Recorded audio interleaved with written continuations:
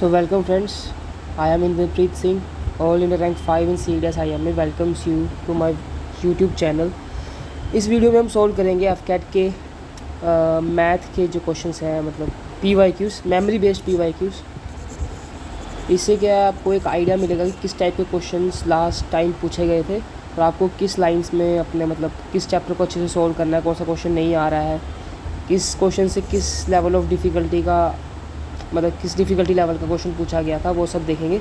Channel को please subscribe कर लो, just मतलब बहुत सही कंटेंट ऑन द वे है, सब्सक्राइब करके रख लो। थोड़ा हमें भी अच्छा लगेगा, जब ज़्यादा सब्सक्राइबर होंगे तो पढ़ाने में मज़ा भी आएगा। तो ये मेमोरी बेस्ड PYQ है, it's not the exact questions but the similar.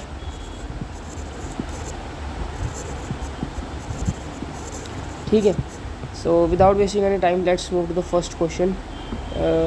आपको एक बार बता देता हूँ कि आपको वीडियो देखनी कैसे है, मतलब कि कैसे आप वीडियो देखोगे। जैसे मान लो अभी आपके सामने ये क्वेश्चन आया ना, तो आप वीडियो को पॉज करो, इस क्वेश्चन को रीड करो, 1 से 2 मिनट दो, बाय योर सेल्फ इसे ट्राई करो सॉल्व करने का। ठीक है, सॉल्व हो जाता है वेल एंड गुड, सॉल्व नहीं हो जाता तो और भी सही है। फिर वीडियो को स्टार्ट करो, फिर इसे देखो कि मतलब कैसे सॉल्व हुआ है। मैंने ऐसा क्यों बोला कि सॉल्व नहीं हो जाता और भी सही है, बिकॉज फिर आपको मतलब फ्रेश सीखना है।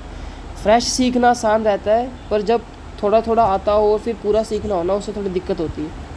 तो उससे बढ़िया कि आपको अगर बिल्कुल नहीं आता था क्वेश्चन तो आप जल्दी सीख के जाओगे, अगर थोड़ा आता था क्वेश्चन तो सीख के तो ऑब्वियसली जाओगे।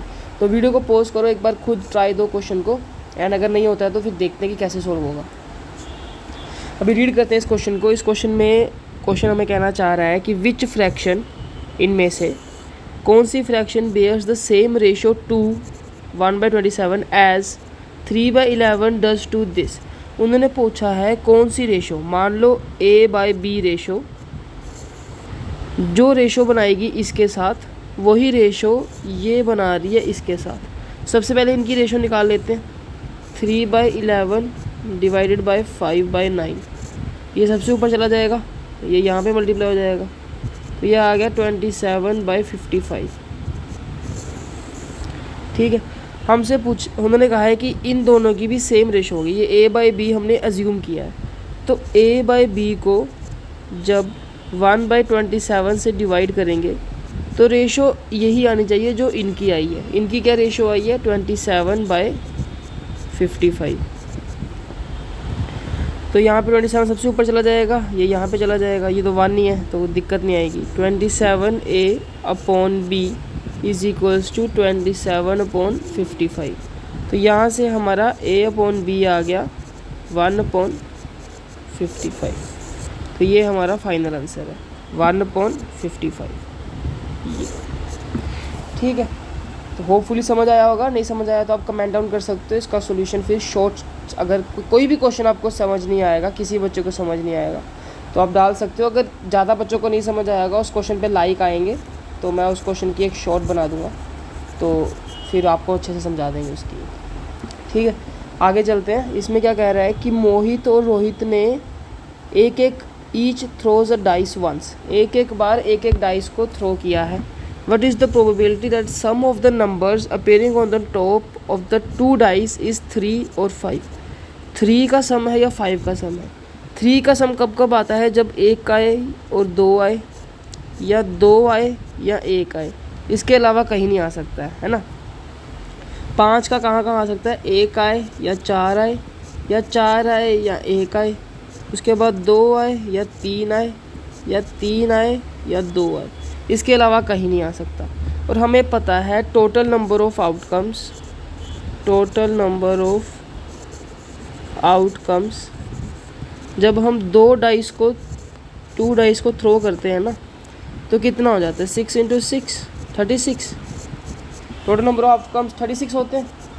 यहाँ पे मतलब हमारे फेवरेबल आउटकम्स कितने आ रहे हैं, 1 2 3 4 5 6। प्रोबेबिलिटी क्या कहती है हमें, प्रोबेबिलिटी हमें कहती है favourable outcomes upon total number of outcomes. Favourable outcomes कितने हैं 6, टोटल नंबर ऑफ आउटकम कितने हैं 36, तो ये आ गया हमारा 1/6। यही है ना, total number of outcome 36, favourable 6, put कर दी वैल्यू 1/6 आंसर आ गया, 1/6 हमारा आंसर है। इन क्वेश्चंस की पीडीएफ टेलीग्राम चैनल पे मिल जाएगी। आप एक बार वीडियो को पूरा देखो, सॉल्यूशंस को समझो, फिर जब प्रैक्टिस की बारी आएगी, आप आज प्रैक्टिस करोगे या कल प्रैक्टिस करोगे तो पीडीएफ से प्रैक्टिस करना, फिर आप वीडियो बार बार मत देखना, वीडियो देखने में टाइम ख़राब होता है। पीडीएफ से देखो, क्वेश्चन को रीड करो, सोल्व करो, क्वेश्चन सोल्व हो गया ठीक है, आगे चलो। नहीं सोल्व हुआ, जो पीडीएफ में सॉल्यूशन दिया है उस सॉल्यूशन को पढ़ने की कोशिश करो, वहाँ से भी समझ नहीं आया फिर वीडियो पे आके दोबारा वीडियो देख के वीडियो का सॉल्यूशन देखो, ऐसे फॉलो करना, ठीक है। आगे चलते हैं। There is a clock 3 minutes late on Sunday, अच्छा क्वेश्चन है। There is a clock 3 minutes late on Sunday at 2 PM and 5 minutes fast on Tuesday on 2 PM, then when did the clock show the right time. तो time कैसे चला है, Sunday 2 PM, उसके बाद हुआ होगा मंडे 2 PM, उसके बाद हुआ होगा ट्यूसडे 2 PM। यहाँ से यहाँ जाने में लगे होंगे 24 आवर्स, फिर यहाँ से यहाँ जाने में लगे होंगे 24 आवर्स, टोटल लगे होंगे 48 आवर्स। यहाँ पे वो 3 मिनट लेट थी, मतलब -3 चल रही थी।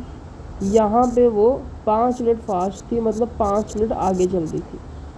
तो टोटल जो आया डेविएशन, मतलब डिफरेंस कितने का आया, 5 माइनस 3 करेंगे तो ये आ जाएगा 5 + 3 = 8 मिनट्स का। तो हम ऐसे बोल सकते हैं कि 48 आवर्स में जो वॉच है उसने 8 मिनट गेन किए, कह सकते हैं ना, कि क्योंकि वो पहले -3 पे थी, मतलब 3 मिनट लेट चल रही थी। 48 आवर्स के बाद वो 5 मिनट तेज़ होगी, टोटल उसने गेन कितने किए, 8 गेन किए।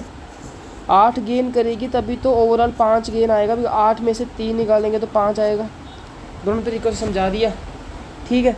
तो 1 घंटे में कितना, 1 आवर में कितना गेन करेगा या करेगी घंटी, ये घंटा 8/48 कितना, 1/6 मिनट।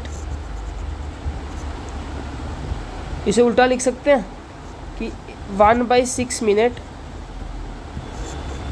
1 घंटे में, तो 1 मिनट कितने में, 6 घंटे में। हमें उसे गेन कितना करवाना है, देखो क्वेश्चन को समझो। 3 मिनट लेट थी, एग्जैक्ट टाइम लाने के लिए हमें उसे 3 मिनट गेन करवाना पड़ेगा, तभी जो डेविएशन है वो 0 का आएगा। 3 मिनट घड़ी लेट चल रही है, मान लो आपने घड़ी पहनी है, वो तो 3 मिनट लेट चल रही है, तो आप 3 मिनट ही आगे करोगे ना उसे एग्जैक्ट टाइम पे लाने के लिए। 3 मिनट आगे करेंगे, मतलब +3 करेंगे उसे, तो 3 मिनट का गेन करवाने के लिए 18 घंटे का टाइम लग जाएगा। 3 मिनट का गेन करवाने के कितना टाइम लग जाएगा, 18 घंटे का, बिकॉज 1 मिनट का हमने निकाल लिया था 6 घंटे इस इक्वेशन से। सब सीक्वेंस में चला है, ठीक है। अभी आपको गिनने हैं 18 घंटे संडे 2 PM से। संडे 2 PM से अगर हम 24 घंटे गिने सीधा +24 आवर्स करें तो ये हो जाएगा मंडे 2 PM। पर हमें 24 ना करके हमें करने हैं 18, तो मतलब इसमें से 6 निकाल दें, इस मंडे 2 PM से 6 घंटे माइनस कर दें। 6 घंटे इसमें से माइनस करेंगे तो कितने, 8 बच जाएंगे।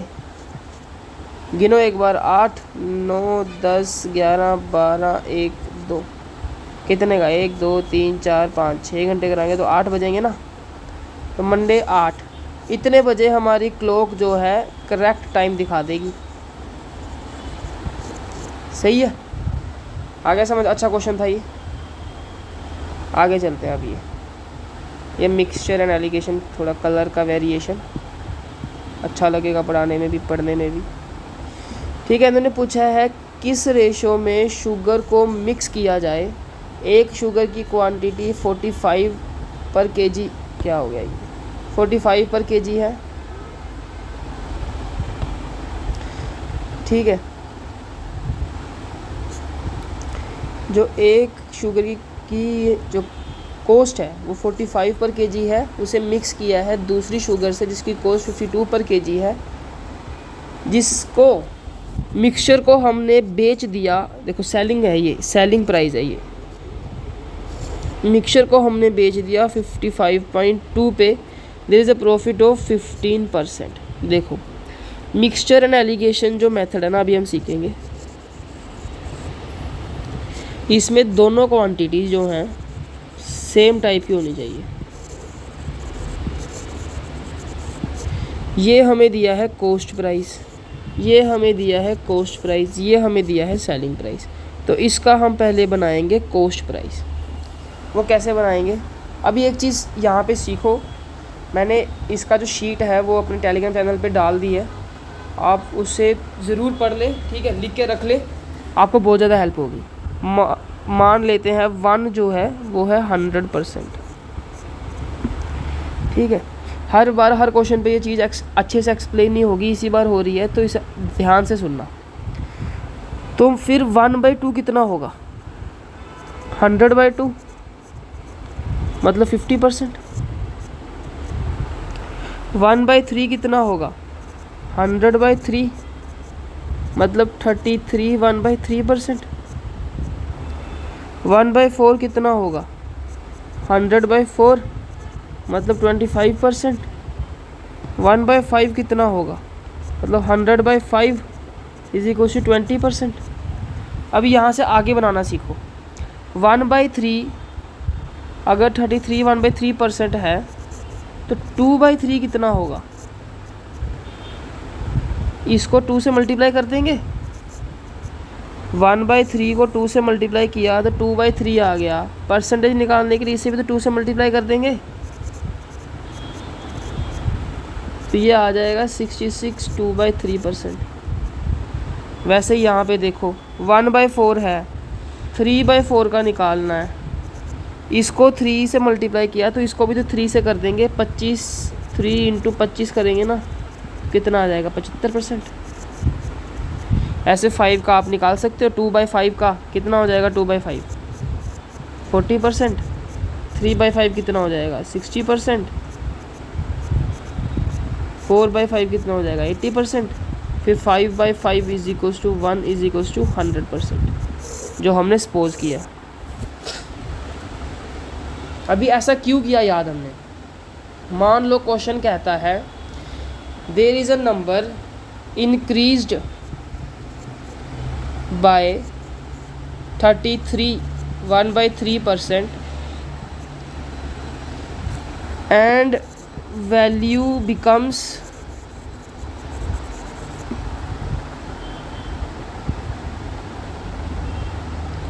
value becomes 40.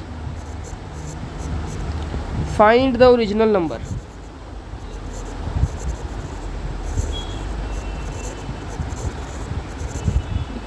अभी आपको क्या कहा कि एक नंबर है जिसे हमने इंक्रीज़ किया 33 1/3% से।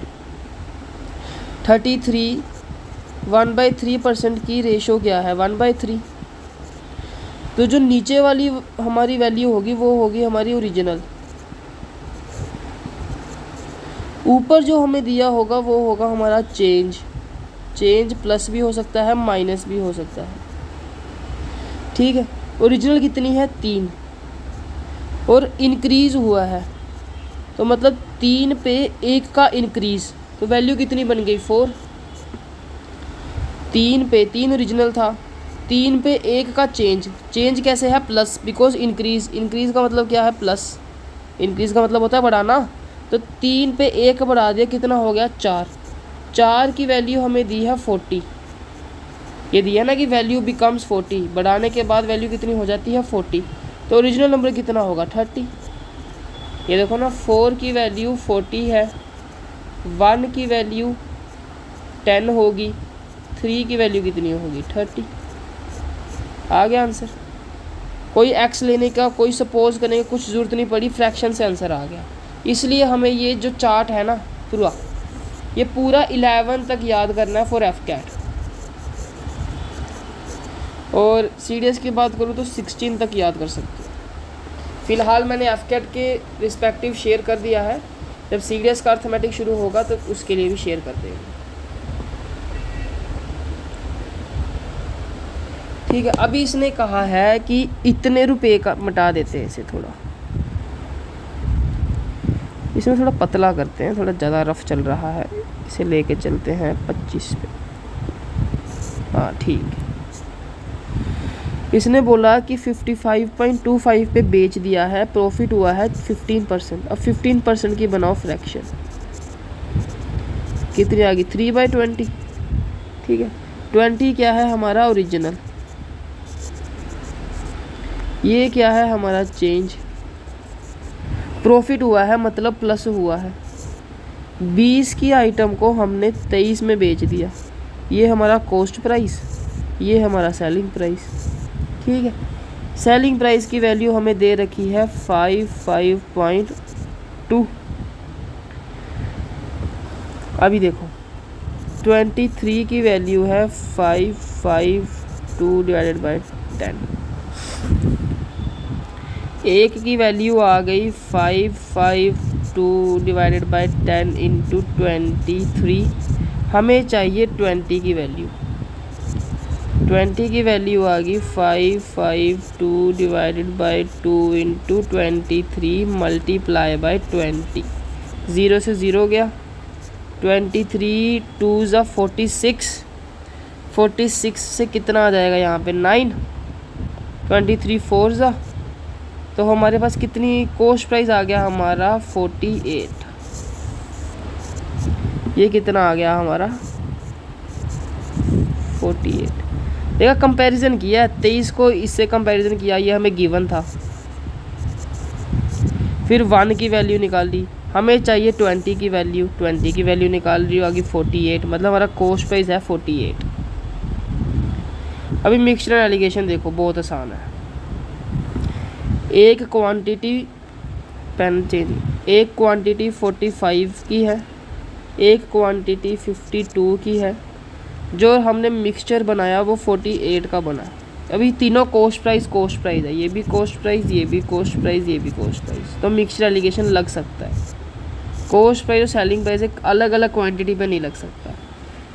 ये भी से माइनस कर दो, इन दोनों में से ये बड़ा है, तो 52 माइनस 48 इज़ 4 रेशो।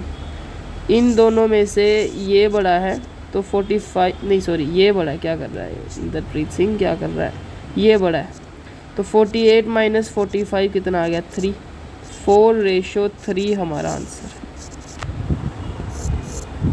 ठीक है, आगे चलते हैं, ये याद करने भाई, खुद से प्रैक्टिस करना तभी बात बनेगी, सिर्फ वीडियो देखने से नहीं होगा। ठीक है, क्वेश्चन, अब ये क्वेश्चन देखते हैं, इसमें क्या कह रहा है ना, articles mark price is 50% more than it's selling price, 100% more than the cost price.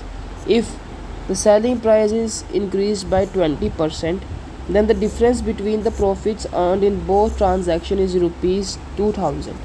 What is the cost price of the article? ठीक है, इस पे क्या है कि एक है हमारा कॉस्ट प्राइस, एक है हमारा सेलिंग प्राइस, एक है हमारा मार्क प्राइस। इसने कहा है 50% की फ्रैक्शन होती है 1/2। इसने कहा है कि जो मार्क प्राइस है वो 50% ज़्यादा है सेलिंग प्राइस, मतलब सेलिंग प्राइस अगर 2 है तो मार्क प्राइस हमारा 3 होगा। अभी बताया था नीचे वाला होता है ओरिजिनल, ये होता है हमारा चेंज मतलब प्लस माइनस। ये 50% मोर है, इसलिए 2 में 1 + 3 आया, और 2 हमारा क्या था सेलिंग प्राइस। अभी आप अगर यहाँ पे चेक करोगे ना कि ये कितना बड़ा है, तो हम कैसे चेक करेंगे, 3 - 2/2 इंटू 100, 1/2 इंटू 100, 50% आ गया, मतलब मार्क प्राइस हमारा 50% बड़ा है सेलिंग प्राइस से, सही है। तो ऐसे हमने शॉर्टकट से लिख दिया। आगे उसने कहा है कि 100% ज़्यादा है कॉस्ट प्राइस से, मतलब कॉस्ट प्राइस अगर 1 है तो ये 2 है, और सीधा उससे उतना ही ज़्यादा है जितना वो है। तो अब इसे सेम करेंगे, इसे मल्टीप्लाई करो 2 से, इसे मल्टीप्लाई करो 3 से, तो यहाँ आ गया 3, यहाँ आ गया 4, यहाँ आ गया 6। ये हमारी एक रेशो बनी है। अभी उन्होंने कहा है कि उन्होंने सेलिंग प्राइस को इंक्रीज़ कर दिया 20% से। देखो समझो, 20% की वैल्यू है 1/5, 5 से 1 ज़्यादा मतलब 6/5। उन्होंने 6/5 कर दिया हमारे सेलिंग प्राइस को, बाकी सब तो सेम है, इसको 6/5 कर दिया। अभी 5 से मल्टीप्लाई कर दो तो ये आ जाएगा 5 3 15, ये हो जाएगा 24, ये हो जाएगा 30। ठीक है, यहाँ पे भी सेम करना पड़ेगा, तो फिर इसे भी 5 से मल्टीप्लाई करो। 5 3 15, 5 4 20, 6 5 30। अब ये ना हो के ये हमारी फर्स्ट ट्रांजैक्शन है और ये हमारी सेकंड ट्रांजैक्शन है। फर्स्ट ट्रांजैक्शन पे उसने कमाए हैं 5 रुपये, मतलब 5 यूनिट बोल सकते हैं। सेकंड ट्रांजैक्शन पे उसने कमाए हैं 9 रुपये या 9 यूनिट बोल सकते हैं। दोनों का डिफरेंस आया 9 - 5 = 4। ठीक है, डिफरेंस आ गया हमारा 4। तो 4 की वैल्यू हमें दे रखी है कितनी, 2000। ठीक है, तो 1 की वैल्यू कितनी आ गई, 500। ये देखो, ये ट्रांजैक्शन 1 है, ये ट्रांजैक्शन 2 है। ट्रांजैक्शन 1 पे कमाए हमने 5 यूनिट, ट्रांजैक्शन 2 पे हमने कमाए 9 यूनिट, दोनों का डिफरेंस आया 4 यूनिट। क्वेश्चन के अकॉर्डिंग डिफरेंस होना चाहिए 2000। ये देखो, ये लिखा है difference between the profit on both transaction is ₹2000। 1 की वैल्यू आ गई 500। हमें वैल्यू चाहिए किसकी, कॉस्ट प्राइस की। कॉस्ट प्राइस की वैल्यू चाहिए ना, क्वेश्चन बहुत गंदा हो गया है, थोड़ा मिटा देते हैं इसे। कॉस्ट प्राइस की वैल्यू कितनी है, 15। तो 15 की वैल्यू हमें चाहिए, 15 × 500, 15 5 7500। ये हमारा आंसर आ गया। इजी क्वेश्चन था, नॉर्मल, बस थोड़ा ध्यान से करना है, बन जाता है। A and B enter into a partnership with capital in the ratio this. After 6 months, A reduces his capital by 25%, B increases his capital by 50%. What is the share of B in the profit of rupees this lakh at the end of the year? देखो, मैं आपको यहाँ पे एक चीज़ बताना चाहता हूँ। सबसे पहले आपको परसेंटेज चैप्टर ख़त्म करना है, उसके बाद आपको रेशो चैप्टर ख़त्म करना है, फिर आप अर्थमेटिक का कोई भी चैप्टर पकड़ सकते हैं। सबसे पहले करना परसेंटेज, फिर करना रेशो, फिर कोई भी चैप्टर पकड़ना। ऐसे चेंज चलाना, क्योंकि परसेंटेज और रेशो हर जगह एप्लीकेबल है। ये पार्टनरशिप का क्वेश्चन है, 2 पार्टनर हैं A एंड B। पार्टनरशिप का एक फॉर्मूला याद रखना, प्रॉफिट = इन्वेस्टमेंट इनटू टाइम। ये बहुत काम आएगा। अभी A और B की जो स्टार्टिंग की वो है हमारी इन्वेस्टमेंट, वो कैसे है, 4/3 5/6। इसे सीधा कर लेते हैं, 6 4 24, 5 3 50। तो ये इन्होंने इन्वेस्ट करी है 6 महीनों के लिए। उसके बाद A ने 25% से रिड्यूस कर दी। 25% मतलब 1/4, मतलब 4 पे 1 कम कर दी, मतलब 3/4 कर दी। 3/4 ऑफ 24 कितनी देर के लिए, 6 महीनों के लिए। और B ने क्या किया, 50% से इंक्रीज़ कर दी। 50% = 1/2, मतलब 2 पे 1 बढ़ा दी, मतलब 3/2 कर दी। तो 3/2 ऑफ 15 × 6। अभी एक चीज़ देखो, 6 ये प्लस में है, ये प्लस होंगे आप इसमें, 6 कॉमन है सब में, 6 कट जाएगा। अभी इसे काटो, 4 5 ज़ा 4 6 ज़ा 24। तो ये 1 मिनट, तो ये आ गया हमारा 24 + 18। यहाँ पे कितना आ गया, 15 + 15 3 ज़ा 45 डिवाइडेड बाय 2 2 2 ज़ा 4 2 ज़ा 4 22। इसे प्लस कर दो, 8 4 12 2 3 4 42। इसे भी प्लस कर दो, 5 6 7 37.5। ठीक है, टोटल प्रॉफिट देखो ये 3 से कट रहा है, तो इसे 3 से काट दो। 3 1 ज़ा 3, 1 कैरी, 3 4 ज़ा 12, 3 1 ज़ा 3, 3 2 ज़ा 6, 3 5 ज़ा 15, 5 7। अभी किसी से नहीं कट रहा। अभी टोटल प्रॉफिट हमारा इस रेशो में आया। टोटल प्रॉफिट कितना हो गया, 14 12.5। ये हमारी रेशो क्या बनी है, ये प्रॉफिट की रेशो बनी है, बिकॉज प्रॉफिट क्या है हमारा, इन्वेस्टमेंट इनटू टाइम। तो यहाँ पे हमने इन्वेस्टमेंट और टाइम को मल्टीप्लाई तो करवाया है, तो ये हमारी प्रॉफिट की रेशो आई है। मान लो प्रॉफिट की रेशो क्वेश्चन में पूछी होती तो इसे सिंप्लीफाई करते और यही हमारा आंसर होता। सिंप्लीफाई कैसे करते, यहाँ से पॉइंट हटाते, फिर 10 लगता नीचे और फिर कट के आंसर आता। ठीक है, तो वैसे सिंप्लीफाई करके आंसर आ जाता। तो अभी टोटल प्रॉफिट कितना आ गया, 0.5 4 2 6 26.5 इक्वल्स टू दे रखा है 636 पॉइंट दोनों से काट देते हैं, मतलब 265 इक्वल्स टू 636 दे रखा है हमें निकालना है शेयर ऑफ बी, मतलब हमें 12.5 की वैल्यू निकालनी है। तो यहाँ पे 1 की वैल्यू हो जाएगी 636/265, हमें 12.5 की निकालनी है। तो ये हो जाएगा 636/265 इंटू 125/10। 5 से काट देते हैं इसे, है ना। 5 2 ज़ा 10, 5 5 ज़ा 25, 5 5 ज़ा 25, 5 3 ज़ा 15। तो यहाँ से फिर 53 से काटते, 53 1 ज़ा 53, 10 कैरी, 53 2 ज़ा। ठीक है, 25 और 12 को मल्टीप्लाई कर देते हैं, तो ये हमारा कहीं ना कहीं बैठ जाएगा। इसे काट देते हैं ना, 5 5 ज़ा 5 2 ज़ा 2 6 ज़ा 6 5 ज़ा 30। तो ये है बी का शेयर इन लैक्स। पार्टनरशिप का एक मतलब बेसिक क्वेश्चन ये पार्टनरशिप का है, इसी से एडवांस लेवल के क्वेश्चन पार्टनरशिप के बनते हैं। ये अच्छा क्वेश्चन था, इसे ध्यान से बार अगर नहीं समझ आएगा एक बार तो वीडियो को पीछे करो, दोबारा देखो, आएगा। बड़ी विस्तार से समझाया है, आना चाहिए समझ। आगे चलते हैं, नहीं आया तो कोई दिक्कत नहीं है भाई, आगे भी प्रैक्टिस सेट सोल्व होंगे इसके। ये पहला प्रैक्टिस सेट है, और भी मतलब काफ़ी प्रैक्टिस सेट इसके सोल्व करेंगे हम। तो जब सारे प्रैक्टिस सेट एक बार आप देख लोगे तो ऑब्वियसली ऐसे क्वेश्चन आपके बनेंगे फिर।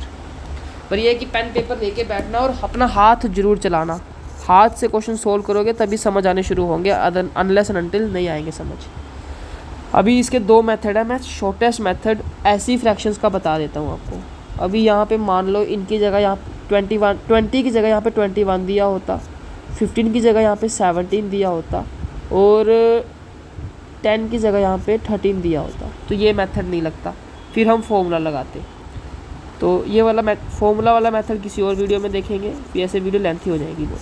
अभी हम सिंपलेस्ट मेथड देखते हैं, जिसमें ऐसे नॉर्मल फ्रैक्शंस दी हो 5 के मल्टीपल्स की, 2 के मल्टीपल्स की, तो वैसे में आप ये मेथड लगा सकते हैं।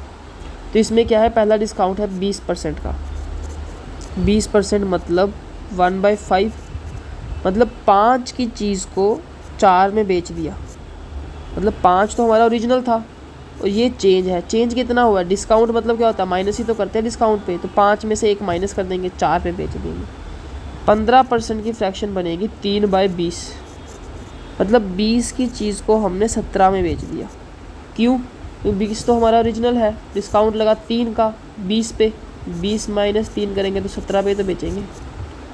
फिर 10% बनेगा 1/10, मतलब 10 की चीज़ को हमने 9 में बेच दिया, है ना। 10 तो ओरिजिनल था, चेंज हुआ 1 का, 10 में से 1 चेंज किया तो 9 आ गया।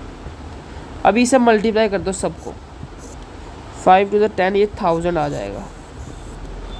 यहाँ पे मल्टीप्लाई करेंगे तो ये आएगा, कहाँ चला गया, 9 7 जा 63, 9 1 जा 9 6 15, इसे 4 से कर दो, 4 3 जा 12, 5 4 जा 20 21, 4 1 जा 4 एंड 5 6 6 1 6। मतलब ऐसे कह सकते हैं कि 1000 की चीज़ को हमने 612 पे बेच दिया, तो डिस्काउंट कितना दिया है, मतलब 1000 में से कितना डिस्काउंट दे दिया उसे, तो माइनस करके आ जाएगा ये 99, ये 10, 10 में से 2 गए 8, 9 में से 1 गए 8, 9 में से 6 गए 3, 388, तो ये 388 दिख रहा है सामने।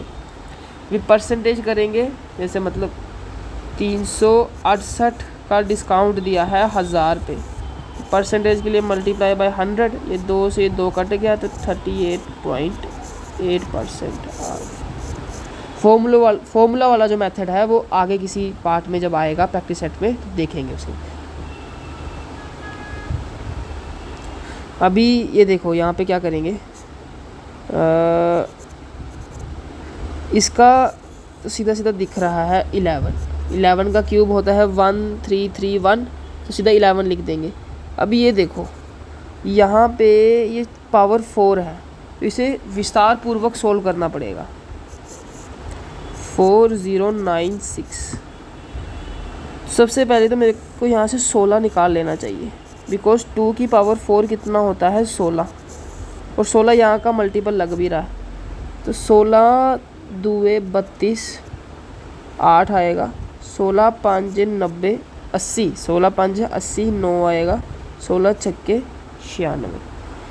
तो अभी ये है हमारी 2 की पावर 4 और ये है 4 की पावर 4, मतलब एक 2 बाहर आ गया और एक 4 बाहर आ गया, मतलब 8 बाहर आ गया। तो ऐसा भी कह सकते हैं कि 8 की पावर जो 4 है वो हमारी 4096 है। तो यहाँ पे बाहर आ गया 8, मल्टीप्लाई 4 बाई 33 मल्टीप्लाई बाई 48, 11 3 ज़ा 4, 2 ज़ा 3, 2 ज़ा 6, 6 ज़ा 36, 6 7 ज़ा 42, 6 8 ज़ा 48। तो 8 इज़ आवर फाइनल आंसर। आगे चलते हैं। The 5 residents of the colony having average weight 51 kg left the place. A new family of 5 persons replaced them. The average weight of 100 residents decreased by this gram. If the average weight of 2 new residents is 63, what is the average weight of remaining 3 new residents in kg? मान लो कि जो original 100 थे ना, उनका average जो wait था हमें ए दिया हुआ है, तो हमें पता है कि average is equals to sum upon total. Sum कितना होगा यहाँ से, sum is equals to average into total. तो फिर इस जो हमने अज्यूम किया है उससे हमें पता लगा कि सम ऑफ जो 100 पीपल है ना, ओरिजिनल 100 पीपल था वो था 100A। अभी देखो क्वेश्चन को पढ़ते चलो, सोल्व करते चलो। 100A सम था, इसमें से 5 बंदे निकल गए जिनका एवरेज वेट 51 था। सम कितना हो गया, 5 1 ज़ा 5, 5 5 ज़ा 25, यही हुआ ना 51 इंटू 5। तो इसमें से 255 किलो बाहर तो निकल गया। ऐड ऑन कितना हुआ, 5 न्यू बंदे आ गए और एवरेज वेट, अच्छा 5 न्यू जो आए हैं मान लो उनका एवरेज वेट एस नहीं कैपिटल ए है, ठीक है। अभी टोटल नंबर ऑफ पीपल्स में तो कोई डिफरेंस हुआ नहीं है, तो वो 100 ही रहेंगे। और जो नेट एवरेज है उसमें 225 ग्राम मतलब 0.225 kg का डिफरेंस आया है। तो ये कितना हो जाएगा, मतलब जो ओरिजिनल एवरेज था हमारा ए था, ए में से 0.225 कम हो गया, इसे यहाँ ले जाओ मल्टीप्लाई कराने के लिए। 100A minus 255 plus 5A is equals to 100A minus 22.5। ये 100A से ये 100A कट गया, ये 5A को यहीं रखेंगे, ये यहाँ जाके हो जाएगा प्लस 255.0। अब माइनस कर दो इसे, 4, 10 में से 5 गया, 5, 4 में से 2 गए 2, 5 में से 2 गए 3, यहाँ पे 2, तो A कितना आ गया 5 4 ज़ा 20। नहीं देखो, इसे सम को ही रहने दो, एवरेज निकालने की जरूरत। ये आ गया 5 का सम।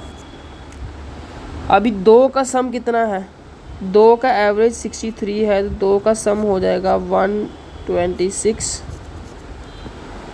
तो 3 का सम कितना आ जाएगा, 3 का सम आ जाएगा 232.5 माइनस 126। 12 में से 6 गए 6, 2 में से 2, 2 में से 1 गया 1। तो ये 3 का सम है, हमसे पूछी है एवरेज 3 की, तो इसे 3 से डिवाइड करवा देंगे। 3 3 ज़ा 9, 3 5 ज़ा 15, 3 5 ज़ा 15, 35.5। ये हमारा आंसर है। ठीक है, बहुत ही विस्तार पूर्वक धीरे धीरे समझाया है। पहला प्रैक्टिस सेट है तो थोड़ा स्लोली चलेंगे, आगे बढ़ते बढ़ते मैं अपनी स्पीड बढ़ाते जाऊंगा, आप अपनी स्पीड बढ़ाते जाना। ठीक है, ये क्वेश्चन अच्छा क्वेश्चन था, थोड़ा लेंथी भी था, पर हाँ ध्यान से इंग्लिश समझेंगे, मेन क्वेश्चन को समझने का है। अगर क्वेश्चन अच्छे से समझ लिया हमने तो सही सोल्व हो जाएगा।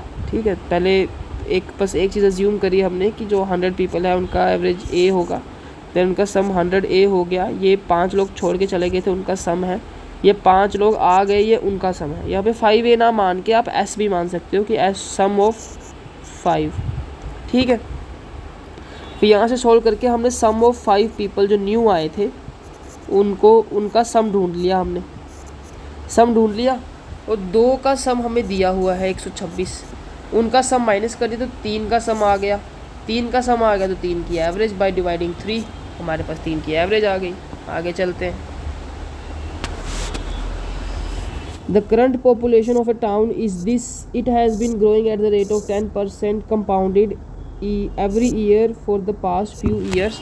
What was the population of the town 2 years ago? 2 साल पहले क्या पॉपुलेशन रही होगी? प्रेजेंट पॉपुलेशन कितनी है 60,500, 10% से हर साल बढ़ रही है। तो बताओ 2 साल पहले कितनी होगी। मान लो 2 साल पहले कितनी पॉपुलेशन थी, P पॉपुलेशन थी। ठीक है, 10% से बड़ी है, 10% की वैल्यू है 1/10, तो 10 पे 1 बड़ी है, मतलब 11/10 1 साल बाद, तो फिर 11/10 2 साल बाद इक्वल्स टू 60500। तो 11 5 ज़ा 11 5 ज़ा 00, 11 5 ज़ा 00, पॉपुलेशन आपकी आ गई 50,000। आसान, इजी, ये अच्छा क्वेश्चन है। A train leaves Meerut at 5 AM, इसका एक मतलब एक वो है पैटर्न है, उस पैटर्न को याद करना है आपने। A train leaves Meerut at 5 AM, reaches Delhi at 6 AM। Another train leaves at 7 AM and reaches Meerut at 10:30, मतलब 10:30 AM। At what time do the 2 trains cross each other? 5 बजे चली, 9 बजे पहुंची पहली ट्रेन, टाइम लिया 4 आवर्स। First train.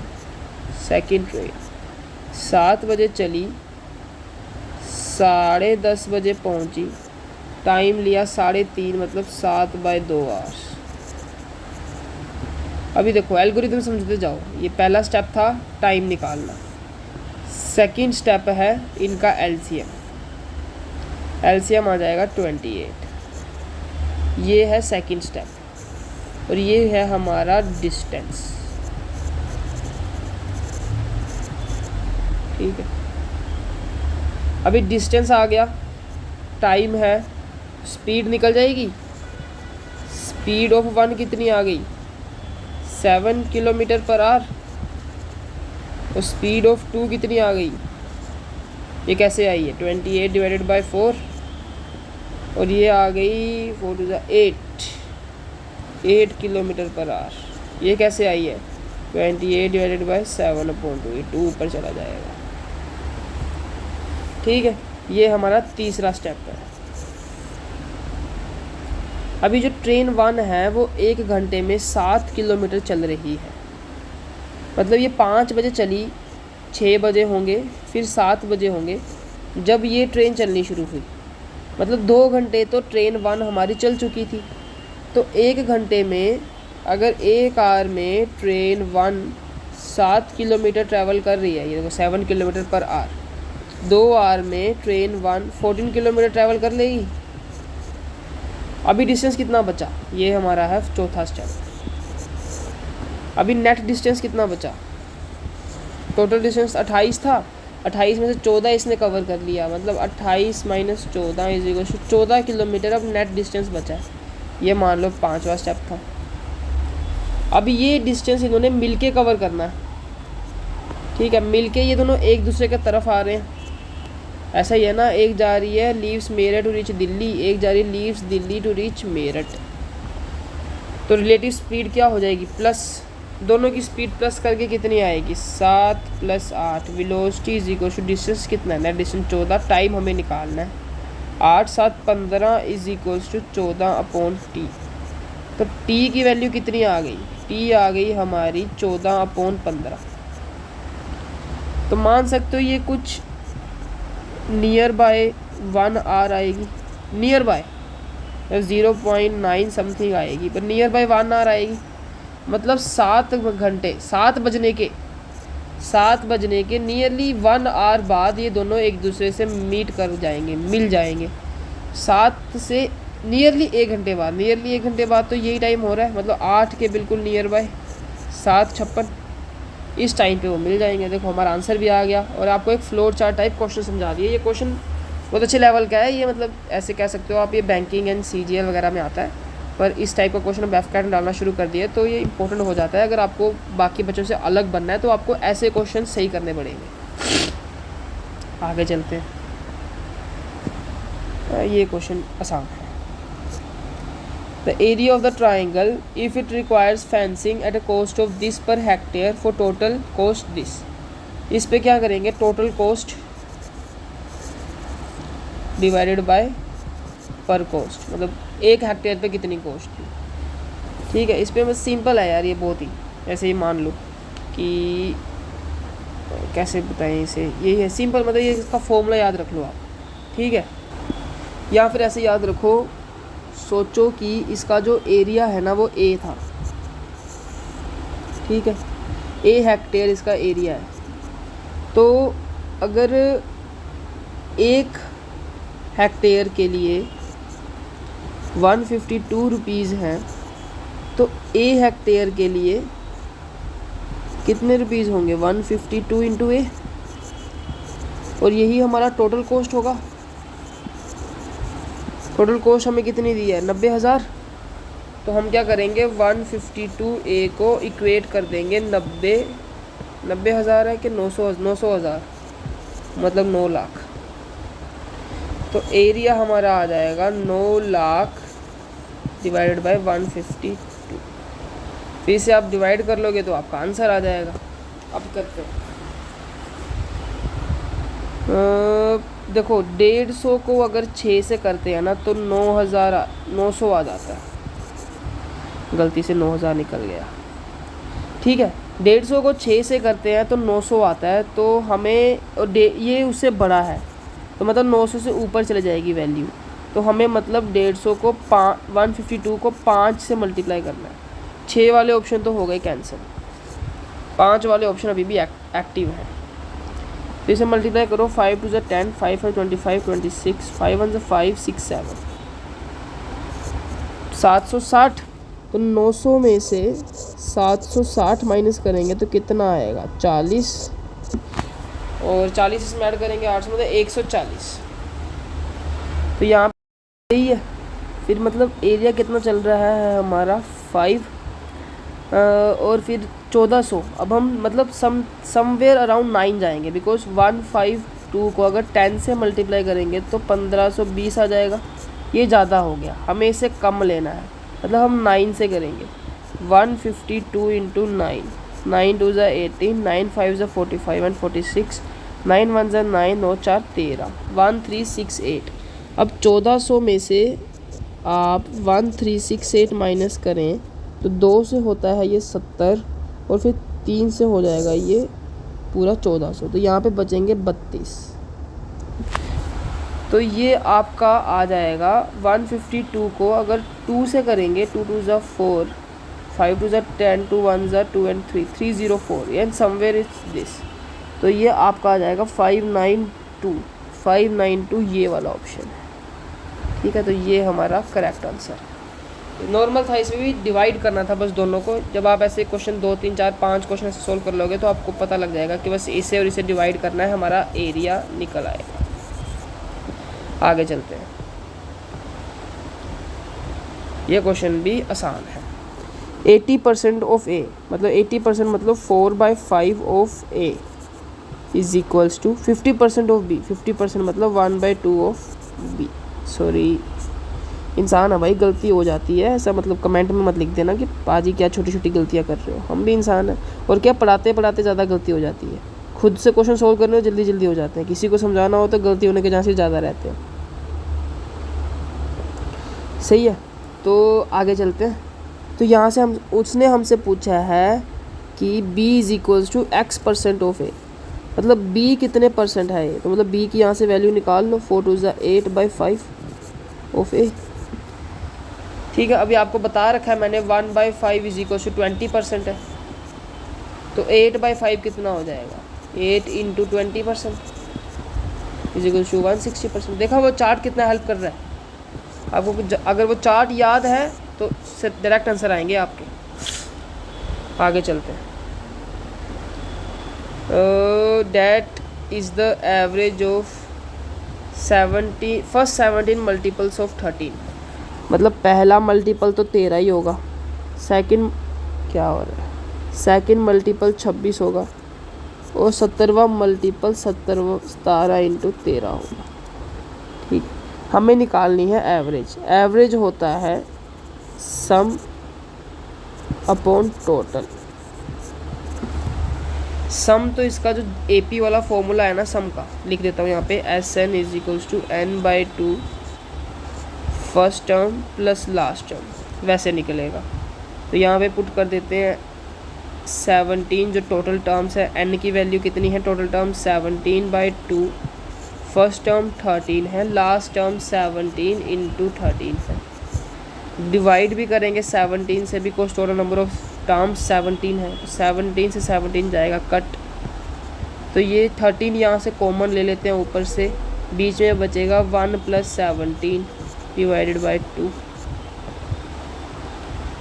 अभी ये कर देखो 13, ये 18 और ये 2, ये 2 से 9 बार, तो मतलब 117 आ रहा है,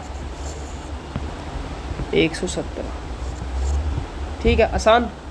आगे अगर सीख रहे हो, फिर वही बोलूँगा, अगर 1% भी सीख रहे हो ना भाई, तो सब्सक्राइब प्लस लाइक कर दो। एम करते हैं 25 लाइक्स का, ठीक है, कर देना यार, तो अच्छा लगता है भाई। आगे चलते हैं, रेड पेन यूज़ करते हैं हम। 2 trains are running in opposite directions. They cross a man standing on a platform in 28 seconds and 10 seconds. Platform मतलब अगर वो मैन को क्रॉस कर रहा है ना, मान सीधा याद रखो, अगर एक ट्रेन मैन को या फ्लैग पोस्ट को या सिग्नल को, कुछ भी है, फ्लैग पोस्ट है, सिग्नल है या मैन है, तो मतलब वो सिर्फ अपनी लेंथ को क्रॉस कर रही है या अपनी लेंथ को ट्रैवल कर रही है। और अगर वो किसी प्लेटफॉर्म को या किसी ब्रिज को क्रॉस कर रही है, तो वो फिर हम उसे प्लेटफॉर्म और ब्रिज में ऐड करेंगे उसकी लेंथ को, ठीक है। और वो एक दूसरे को क्रॉस कर रही है, मतलब लेंथ 1 + लेंथ 2 को ट्रैवल कर रही हैं 24 सेकंड में। What is the ratio of their speed? मान लो पहली जो ट्रेन है उसकी स्पीड A है, दूसरी जो ट्रेन है उसकी स्पीड B है। स्पीड इज इक्वल्स टू होता है डिस्टेंस अपॉन टाइम। अभी ऐसा क्यों लिखा L1, ऐसा क्यों लिखा? ये तो फर्स्ट ट्रेन की स्पीड होगी, ये L1 उसकी लेंथ है, बिकॉज जब भी वो मैन को क्रॉस करेगी तो अपनी लेंथ ट्रैवल करेगी, और ये फर्स्ट मैन को क्रॉस करने का टाइम है। तो B is equals to L2 upon 9 10 seconds. ये भी समझ आ गया। अभी वो एक दूसरे को क्रॉस कर रही हैं, ऑपोजिट डायरेक्शन में जा रही है, एक ऐसे जा रही है एक ऐसे जा रही है, तो मतलब रिलेटिव स्पीड होगी हमारी प्लस।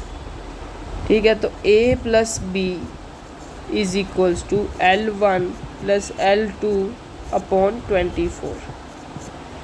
ये L1 प्लस L2 क्यों किया? बिकॉज वो एक दूसरे को क्रॉस कर रही है, तो दोनों लेंथ ट्रैवल होंगी। अभी यहाँ से L1 की वैल्यू निकालो, यहाँ पुट करो, यहाँ से L2 की वैल्यू निकालो, यहाँ पुट करो।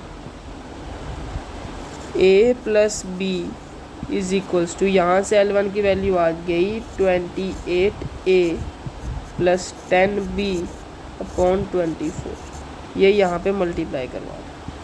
24A plus 24B is equals to 28A plus 10B। अब इसे सिंप्लीफाई कर दो, यहाँ पे आ जाएगा 4A, यहाँ पे आ जाएगा 17B। तो A अपॉन B आ गया 14B। A अपॉन B आ गया 14 upon 4 is equals to 7 upon 2। तो ये हमारा आंसर। ठीक है, ये भी आसान था। Normal value substituting, value substitute करी एंड हमारा आंसर आ गया। आगे चलते हैं। अब 56 कलर चेंज करें, थोड़ा हरा हरा यूज़ करते हैं।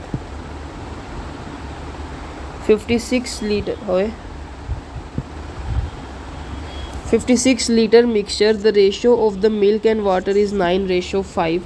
How much water should be added to the mixture so that percentage of the milk becomes 36%? ठीक है, मिल्क एंड वाटर है 9:5 है। 9 और 5 कितने होते हैं? 14। ये होगी हमारी नेट क्वांटिटी। ये किसके इक्वल दे रखी है? 56 के। मतलब एक की वैल्यू कितनी आ गई? 4। तो 9 की वैल्यू कितनी होगी? 36। 5 की वैल्यू यहाँ पे 4 से मल्टीप्लाई कर रहे हैं। क्यों कर रहे हैं 4 से मल्टीप्लाई? ये मल्टीप्लाइंग फैक्टर कितना आया है हमारा? 4। ये चीज़ समझ आ रही है ना? हम रेशो को सम सीधा टोटल क्वांटिटी से कंपेयर कर रहे हैं। कंपैरिजन से हमारे पास आता है मल्टीप्लाइंग फैक्टर। मल्टीप्लाइंग फैक्टर को हम यूज़ करते हैं फिर रेशो में प्रॉपर क्वांटिटी निकालने के लिए। 36 5 4 20। देखो छोटे बच्चे कैसे करते हैं, इसे हम 9x मानते हैं, इसे हम 5x मानते हैं, दोनों को प्लस 14x होता है। 14x को इक्वल करते हैं 56 से, फिर x की वैल्यू आती है 4, फिर x की वैल्यू हम रेशो में पुट करते हैं और हमारे पास क्वांटिटी आती है। बस यही नहीं करना है, ये करना है। ठीक है, अभी मिल्क उसने बनाना है 36%, और अगर मिल्क 36% बना रहा है तो ये कितना बनाएगा? 40 4 हो जाएगा 64%। यहाँ पे तो कुछ प्लस नहीं किया, प्लस 0, तो यहाँ पे कितना प्लस कर रहा है फिर वो? 44। सही है, कंपैरिजन भी कर सकते हैं। 36 था हमारा मिल्क और 20 में कुछ ऐड करेंगे तो ये बनेगा 36/64। ये और ये कट गया, इसे इक्वेट करोगे, ये यहाँ जाके -20 और ये 44। आंसर निकालना है, कैसे भी निकले, जल्दी निकले बस। आगे चलते हैं। A piece of string 40 centimetre, colour change,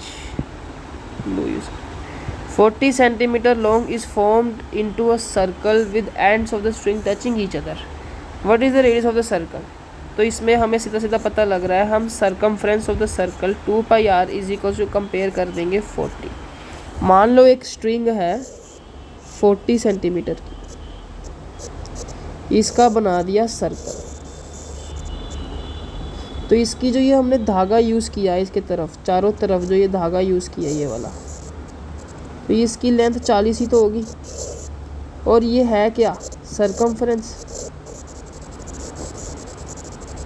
circumference का फॉर्मूला क्या है? 2πr। 2πr equals to 40। तो यहाँ पे वैल्यू पुट कर दो 2 इंटू, ये थोड़ा कलर ऐसे ही है, ये ठीक है, 2 into 22/7 into r is equals to 40। ये 2 से कट गया 20 टाइम्स, ये 2 से 10 टाइम्स, ये 2 से 11 टाइम्स। आर आ गया हमारा 70/11। तो आर आ गया 11 6 66, 4 कैरी 0.0, 11 3 33, 6.3। ठीक है, आगे चलते हैं। इसमें क्या कह रहा है, इसमें कह रहा है कि एक ऑफिस है जिसमें 20 मर्द और 15 महिलाएं काम करती हैं। द एवरेज सैलरी ऑफ मर्द employ is 36,500 and average salary of all the employees is 35,300। What is the average salary of female employees. तो इसमें भी हम मिक्सचर एंड एलिगेशन का यूज़ करेंगे। मेल फीमेल, ये 20 है तो ये 15 है, यहाँ से इनकी रेशो निकाल लो, 5 से 3 बार, 5 से 4 बार। मेल मर्द की हमें एवरेज दी है 36,500, ओवरऑल दी है 35,300। महिला की निकालनी है तो इसे x मान लो। अब देखो, इन दोनों में से ये बड़ा है तो मतलब इन दोनों में से ये बड़ा होगा। मतलब जो मिडल में वैल्यू है ना, वो किसी एक से तो बड़ी होगी ही।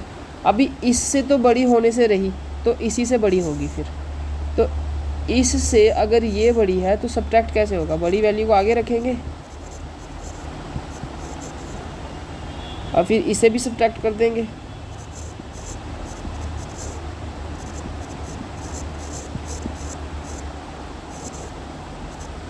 $1200 और रेशो हमने बना ली है कितनी, 4/3।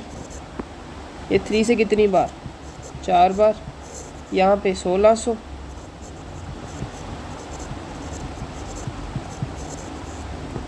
x की वैल्यू कितनी आ गई, 35,300 माइनस 1600। 13 में से 6 गए 7, 4 में से 1 गए 3 और 3, 33,700। 33,700। आगे चलते हैं। The salary of A B C are in the ratio 5:3:2। The increment of 20%, 25%, ओहो 25%, 30% respectively. Then what will be the new ratio. A है, बी है, सी है, इसकी 5 है, इसकी 3 है, इसकी 2 है। पहले पे इंक्रीमेंट लगा 20% का। 20% की मतलब है 20% का मतलब है 1/5।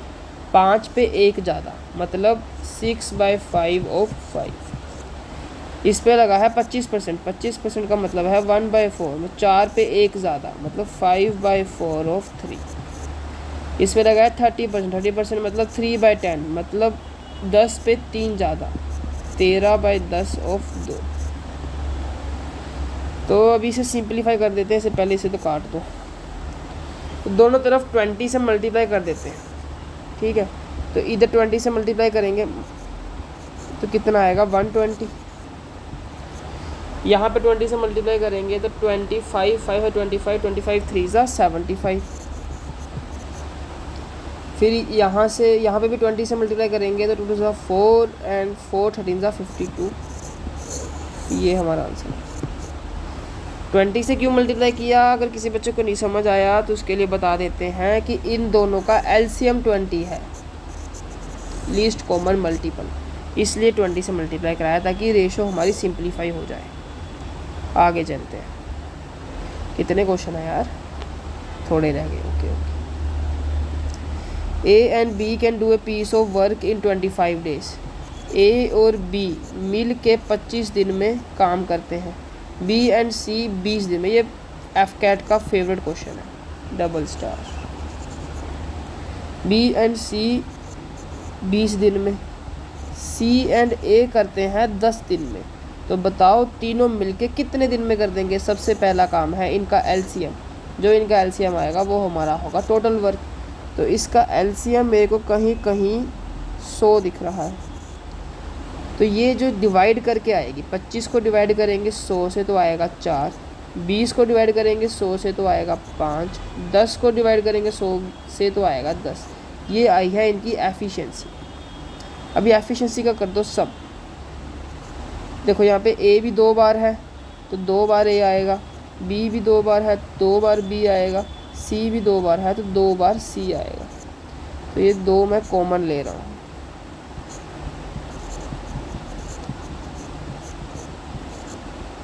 इनका सम कर दो, 19 आ गया। तो ए प्लस बी प्लस सी की एफिशिएंसी कितनी आ गई? 19/2। अभी इस एफिशिएंसी से इनको 100 यूनिट वर्क करना है क्योंकि टोटल वर्क एलसीएम है। तो टाइम होता है total work divide by efficiency. Formula ऐसे याद रख सकते हो, total work is equals to time multiply efficiency. तो अभी हमें निकालना है time. Time is equals to total work कितना है 100, एफिशिएंसी कितनी है 19/2। ये 2 जाएगा ऊपर, ये आ गया 200/19। 200/19। आगे चलते हैं। ये अब हमारा आ गया है नंबर सीरीज़ का क्वेश्चन। तो यहाँ पे सबसे पहले किया है +1, फिर इन्होंने किया है +9,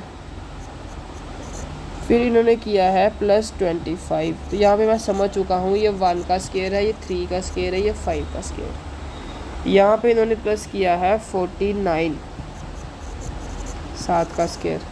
अभी यहाँ पे प्लस होगा, देखो यहाँ तो और नंबर करते जाएंगे तो 9 का स्क्वायर 81 प्लस कर देंगे। अगर तो प्राइम नंबर करेंगे तो फिर 11 का स्क्वायर 121 प्लस कर देंगे। तो सबसे पहले 81 प्लस करके देखते हैं। 215 प्लस 81, 5 1 6 8 1 9 और 296 ऑप्शन में है तो यही है। और ज़्यादा कंफर्म करने के लिए 296 में अब 11 का स्क्वायर 121 प्लस करके देखते हैं कि मैच करता है। 6 1 7 9 2 11 4 2 7 417 मैच कर गया, तो मतलब यही आंसर है। ऐसे सॉल्व हो जाते हैं ये भी। यहाँ पे ये क्या कह रहा है, इंटू 1 + 2, ऐसा मेरे को लग रहा है। कुछ हो तो कुछ और भी सकता है। प्लस देखते हैं सबसे पहले, +2 फिर है +4, ये है 2 की पावर 1, ये है 2 की पावर 2, तो आगे हो सकता है 2 की पावर 3 मतलब +8। 11 में +8 करेंगे तो होता है 19, ऑप्शन तो है। और ज़्यादा कंफर्म करने के लिए 2 की पावर 4 मतलब +16, 19 में 16 प्लस करें तो आता है 35। तो 35 यहाँ पे है, तो मतलब 19 ही आंसर है। तो मेरे हिसाब से क्वेश्चन सोल्व हो चुके हैं। ये थे आपके memory based PYQs for FCAT 1, ये थे FCAT 1 2024 के। We are preparing for FCAT 2 2024। मिलके करेंगे मैथ्स को टारगेट 200 प्लस हमारा टारगेट है, ठीक है, ला के रखेंगे। चैनल से बने रहिए, सब्सक्राइब करिए, लाइक करिए वीडियो को। अगर एक क्वेश्चन भी सीखा है ना, सीरियसली मैन, अगर आपको एक क्वेश्चन में भी हेल्प हुई है तो एक क्वेश्चन मतलब 3 मार्क्स है यार। 3 मार्क्स के लिए एक लाइक नहीं, या शेयर करो अपने दोस्तों के साथ जो तैयारी कर रहे हैं। सब्सक्राइब करो अगर अभी तक सब्सक्राइब नहीं किया है, ठीक है। तो ग्रो कराओ चैनल के भाई को यार, सपोर्ट करो पूरी दिल से, ठीक है। तो ऐसे ही और एक बढ़िया सेशन लेके जल्दी मिलेंगे। मैं एक मतलब अभी साइंस के जो CDS PYQs हैं, जो अभी मतलब CDS का जो पेपर हुआ अभी रिसेंटली, उसके साइंस को एनालिसिस कर रहा हूँ कि किस चैप्टर से कैसे क्वेश्चन आए हैं। उसके लिए भी वीडियो जल्दी आ जाएगी, आप चैनल से बने रहिए। Just great content is on the way. Thank you guys, please subscribe the channel.